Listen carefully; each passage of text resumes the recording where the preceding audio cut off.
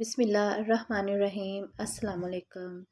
Welcome to my channel Fatima voice centre. Sheikh Raghib نے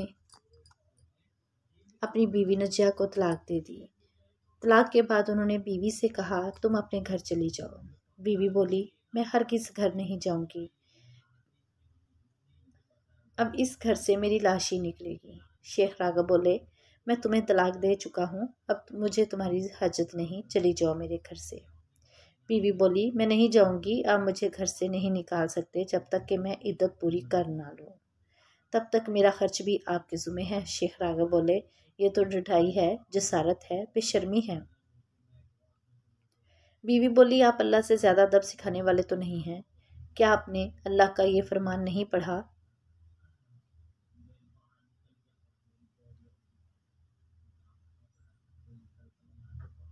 ترجمہ: اے نبی، اپنی امت سے کہو کہ جب تم اپنی بیویوں کو طلاق دینا چاہو تو ان کی عدت کے دنوں کے آغاز میں انہیں طلاق دو، اور عدت کا حساب رکھو، اور اللہ سے جو تمہارا پروردگار ہے ڈرتے رہو۔ نہ تم انہیں ان کے گھر سے نکالو اور نہ وہ خود نکلیں۔ ہاں، یہ اور بات ہے کہ وہ کھلی برائی کر بیٹھیں، یہ اللہ کی مقرر کردہ حدیں ہیں۔ جو شخص اللہ کی ان حدوں سے آگے بڑھ جائے اس نے یقیناً اپنے اوپر ظلم کیا۔ تم نہیں جانتے شاید اس کے بعد اللہ تعالیٰ کوئی نئی بات پیدا کر دے۔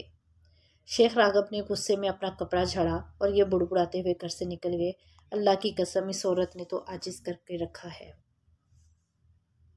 بیوی بس مسکرا کر رہ گئی، کچھ بولی نہیں، اپنا حوصلہ مضبوط رکھا۔ اب جان بوجھ کر بیوی نے دروازے کا روزانہ کا یہ معمول بنا لیا کہ کمرے میں روم فریشنر سے سپرے کرتی، آخر میں خود بھی سجتی سنورتی، خوشبو لگاتی اور گھر کے اندر شیخ راغب کے آنے جانے کے راستے میں بیٹھ جاتی۔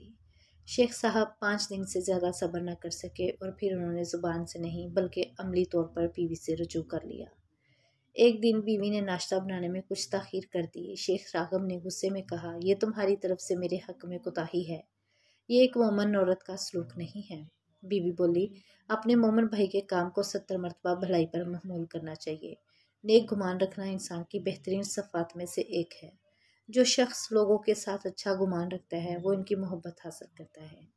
شیخ راغب بولے یہ سب کہہ دینے سے تمہارا جرم کم نہیں ہو جائے گا، کیا تم یہ چاہتی ہو کہ میں بغیر ناشتہ کیے گھر سے چلا جاؤں؟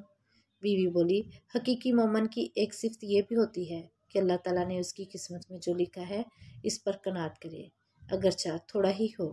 رسول اللہ صلی اللہ علیہ وآلہ وسلم فرماتے ہیں وہ شخص کامیاب ہو گیا جو اسلام لایا، اسے اس کی ضرورت کے بقدر روزی دی گئی اور اللہ نے اسے جو کچھ دیا اس پر قناعت کی، بھی توفیق دی۔ شیخ راغب بولے اب تو میں ہرگز کچھ نہیں کھاؤں گا۔ بیوی بولی افسوس آپ نے ان باتوں اور غصے میں گھر سے نکل گیا۔ گھر لوٹنے کے بعد بھی انہوں نے بیوی سے کوئی بات چیت نہیں کی، نے بیوی کی بات پر دھیان بھی نہیں دیا، تنہا چھوڑ دیا اور خود بستر کے نیچے سوتے رہے۔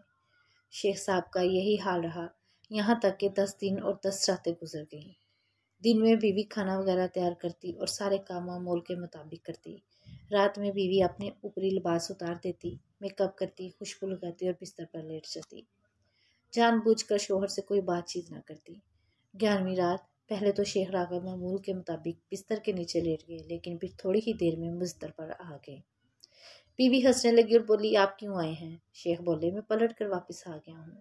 بیوی بولی لوگ پلٹتے ہیں تو اوپر سے نیچے جاتے ہیں، نیچے سے اوپر تو نہیں جاتے۔ شیخ نے مسکراتے ہوئے کہا بستر پر جو مقناطیس ہے اس میں زمین کی قوت کشش سے زیادہ پاور ہے۔ پھر شیخ نے مسرت آمیز لہجے میں کہا نجیہ اگر دنیا کی ساری عورتیں تمہاری طرح ہو جائیں تو کوئی مرد اپنی بیوی کو کبھی طلاق نہ دے اور گھروں کے سارے مسائل ختم ہو جائیں۔ اللہ کے رسول صلی اللہ علیہ وآلہ وسلم نے سچ فرمایا، جو عورت اپنے شوہر کی بدسلوکی پر صبر کرتی ہے اللہ اسے آسیہ بنت مزاحم کے جیسا اجر دیتا ہے۔ اے نجیہ تم اللہ کی اطاعت کے کاموں میں میری بہترین مددگار ہو، اللہ تمہیں میری طرف سے جزائے خیر دے اور کبھی ہمیں جدا نہ کرے۔ اس طرح سنجیدگی غصے پر غالب آ جاتی ہے۔